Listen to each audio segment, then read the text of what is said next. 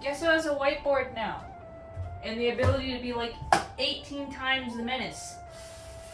Me. So for today's episode of, magical tips when it comes to kitchen witchcraft, there's one thing that I said in passing, kind of just offhandedly in a TikTok recently, and I want to explore it further. And that is doing witchcraft with fast food.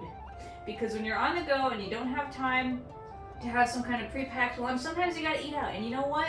There's no reason, none, that you can't do some really solid witchcraft with whatever you get while you're on the go. So if we're to think of a few of our favorite chain restaurants, I'm pretty sure for at least any Americans, some of the ones that might come to mind are things like any of these, right? You got your McDonald's, your Wendy's, your Panera Bread, your Chipotle, any of these things. The good news is that since it is real food involved, since they're not feeding you outright, plastic, that does mean that you can do some pretty powerful magic with whatever they've got on the menu.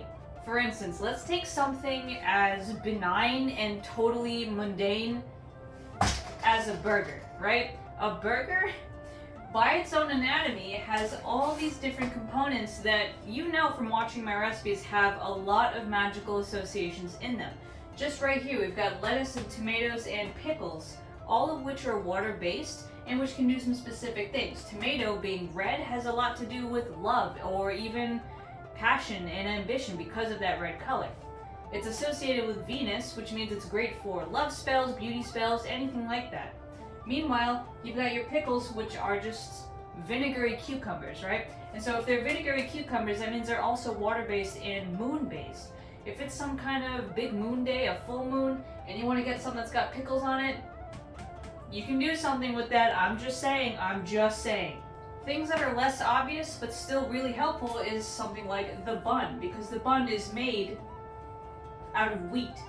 We know that wheat and any other kinds of grains have a lot to do with abundance and wealth and prosperity. So just because you're getting something from McDonald's really quick, just off the cuff, even if it's just off the dollar menu, if it has bread on it, congratulations. You can do some money magic with that. But okay, so maybe you don't like burgers. Maybe you want something more, like Taco Bell. Maybe you want something that has, the shell, the Doritos shell, something like that. You want something that's got that flavor. Okay, fair enough. Or even maybe you want to go to Chipotle or something like that. Fair enough.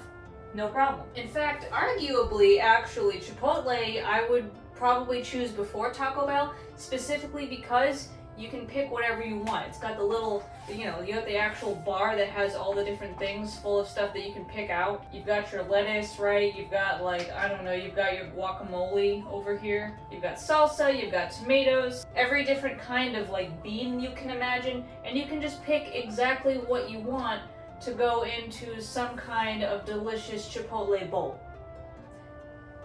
Need I say more? There's so much potential just to customize the magic in what you're doing. Because we are talking about being on the go, what you want to know is the associations of the food. And for that, I'm always going to recommend to you these two books that I'm about to write right here. So you've got your Encyclopedia of Magical Herbs by Scott Cunningham, and you've got your Hearth Witch's Kitchen Herbal by Anna Franklin. These are probably the two books I reference the most. And obviously, you want to have more than one because they have different focuses, right? So, A Hearth Witch's Kitchen Herbal is great. It's got a lot of the cosmetic uses, the culinary uses, the history, right? All these different things. But it's a little limited in its scope. It's only really got the most popular herbs, maybe a few fruits and vegetables in the back. This guy goes all out. He absolutely gives you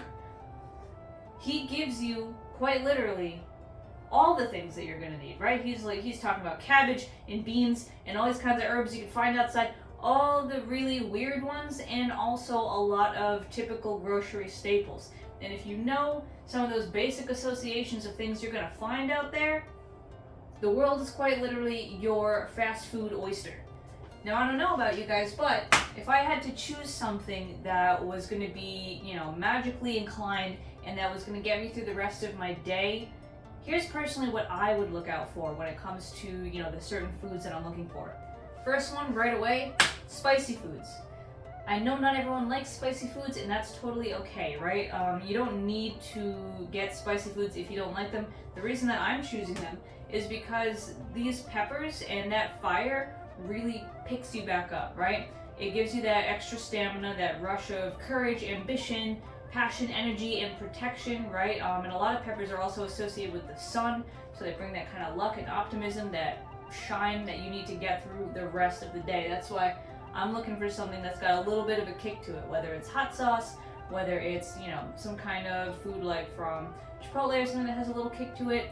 Whatever I can get my hands on, that's what I'm going for when it comes to that. That's my first choice. My next choice is some high protein or hearty foods, because for some reason in America we do it a little backwards, where we have our biggest meal at the end of the night when we don't really need a lot of energy anymore, right? Like, it's the end of the night, you're winding down, and then you eat this large meal that just sits in your stomach like a rock. It doesn't make any sense, right? So what we would rather do is follow the more European model, where they actually have like a little something in the morning, a little something at night, and lunchtime is that big hot meal, because you're still working and you need that boost. So I'm looking for high protein and hearty foods, especially high protein, right? Because that's what's going to release that energy a little longer. It's going to have things like, meat in it, or maybe, vegetable-based proteins like beans and tofu. It's going to be filling, and it's going to keep you, until you get home and you're able to put something together then. These foods are recharging. They, help your stamina. They also help magically with things like abundance and luck, right? Especially if you have something like beans, or if you're using something like beef or pork. Both of these animals have a very heavy association with prosperity and abundance. And with pigs specifically, you got a lot of courage, you got a lot of, luck on your side. So foods like that, they're gonna give you that little edge that you might not have realized you were missing once you start hitting that midday peter out, right? And because I am a gremlin through and through, when I am out and about, if I'm going to be buying lunch, I'm going to get things that I don't normally eat when I'm just having lunch at home. And one of those is like sweet or fun foods, right? If I'm going to Wendy's, yes, I am getting a Frosty with whatever it is that I'm getting, okay? Hands down. You know why? Because I don't get to eat it that often. And on top of that, sweet foods, or, foods that are fun, you don't need to pick up books like Scott Cunningham or anything to know that they are uplifting, right? Things that are sweet, they invoke a little bit of ease, right? So to get through the rest of your day a little bit easier, a little bit smoother. It's a mood booster as much as it is a magic booster. So when we have things like that, we know that we're going to have something to look forward to, a small treat. We also know that all those sweet things, right? A lot of the vanillas, a lot of the chocolates, they have something to do with love or abundance, or with just, general joy and love and optimism, things like that.